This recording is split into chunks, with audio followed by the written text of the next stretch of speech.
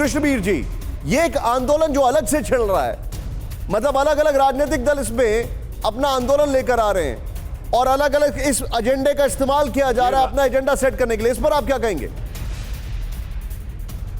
निशांत जी, इनकी नीति और नियत दोनों में राजनीति घुसी हुई है। ये राजनीतिक दलों की वजह से ही किसानों की वार्ता सफल नहीं होने दी जा रही है। मेरा एक सवाल है अरविंद केजरीवाल सरकार से कि अगर आप इतने ही ईमानदार थे, आपने नरेला और बवाना की मंडी में क्यों नहीं न्यूनतम समर्थन मूल्य पर किसानों की गेहूं की लाइव शॉट्स? किसान वह परेशान होकर अपने घर के लौट गए। देखिए, ये पूरी तरह से जो पंजाब का आने वाला चुनाव है उसके लिए ये आप पार्टी अपनी राजनीति कर रही है, लेफ्ट पार्टी अपनी राजनीति कर रही है, अकाली दल अपनी राजनीति कर रहा है और कांग्रेस पूरी तरीके से आग से खेल रही है। अब जब कैप्टन अमरिंदर सिंह ने कहा तो गलत नहीं कहा। अरविंद केजरीवाल ने नोटिफिकेशन किया या नहीं किया, और किया तो क्यों किया? आपको तब तो आपको समझ में आ रही थी बात के, ठीक है। और जहां तक बाजार खोलने की बात है, 8% किसानों को एमएसपी का लाभ मिलता है।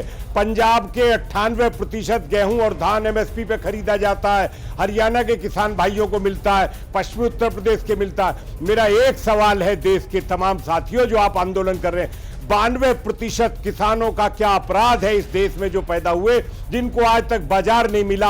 अगर सरकार ने एक नए विकल्प देने का प्रयास किया है, तो अगर ज्यादा ग्राहक होते हैं तो उसका भाव ठीक मिलने का हमेशा मौका मिलता है बेचने वाले सामान को, जो है इसमें कोई दो राय नहीं है। लेकिन ये लोग नहीं चाहते कि जो गरीब कर्जे में पैदा हुआ, कर्जे में मरता है, जो भिखारी की स्थिति की दुर्गति हो रही है जिस किसान की, उसको अगर अधिकार मिल जाएगा, बाजार मिल जाएगा, तो इन लुटेरों का क्या जाएगा जो मंडी के लुटेरे हैं, जो दलाल हैं, जिन्होंने लूटा इस देश के करीब 92% किसानों को, जो 800 रुपए 900 रुपए कुंटल बिहार से धान खरीद के और 1800 रुपए कुंटल पंजाब की मंडियों में एमएसपी पे दिखाया जाता है। ये हजारों करोड़। सर, लेकिन एक बात बताइए, मैं आपसे संक्षेप में एक चीज पूछ रहा हूं सर। मेरे पास एक मिनट सर, आपने बताया, मेरे पास एक और बड़ी खबर है। कृषि मंत्री से मिले कुछ किसान नेता, हमने किसानों को प्रस्ताव दिया, ये तोमर साहब ने कहा है।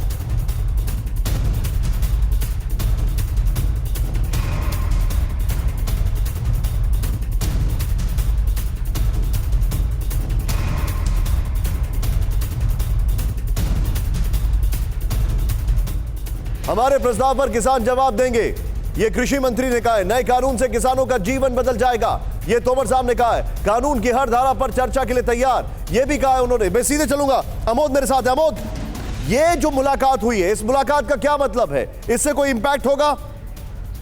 देखिए, निश्चित तौर पर सरकार लगातार प्रयास कर रही है, अपने तरफ से प्रयास कर रही है कि किसानों के जो नेता बात सुन सकते हैं या जो सुनने को तैयार हैं, उनको उन तक अपनी बातें पहुंचा दी जाए। और जो बात सरकार शुरू से ही बोल रही है कि आपके अमेंडमेंट्स जो दिए हैं उसमें हम मानने को तैयार हैं, बिल वापस नहीं होगा, ये लगातार एक तरह से इंडिकेट किया जा रहा है, कहा भी जा रहा है, खुलकर कहा भी जा चुका है, लेकिन वो अब भी नहीं मान रहे हैं। तो सरकार को ये लग रहा है कि जो लोग बात सुन सकते हैं, जो मान सकते हैं, उनको बात समझाई जाए, वो लोग जाकर आगे बात अपने जो धरने पे बैठे हुए नेता हैं या समर्थक हैं उनके सामने रखें, तो कोई रास्ता निकल सकता है। और यही प्रयास नरेंद्र सिंह तोमर ने भी आज किसानों से मिलकर की है और आगे भी ये करेंगे। अगले 2-3 दिन तक बहुत इंपॉर्टेंट है, लगातार सरकार की तरफ से प्रयास किया जाएगा। और सरकार को ऐसा अब लगने लगा है कि कुछ ऐसे भी नेता हैं जो हकीकत जानते हैं, सच्चाई समझ रहे हैं और वो माइनॉरिटी में होने की वजह से कुछ बोल नहीं पा रहे हैं, लिहाजा अब उनको बोलने, उनसे मिला जाए और उन तक अपनी बात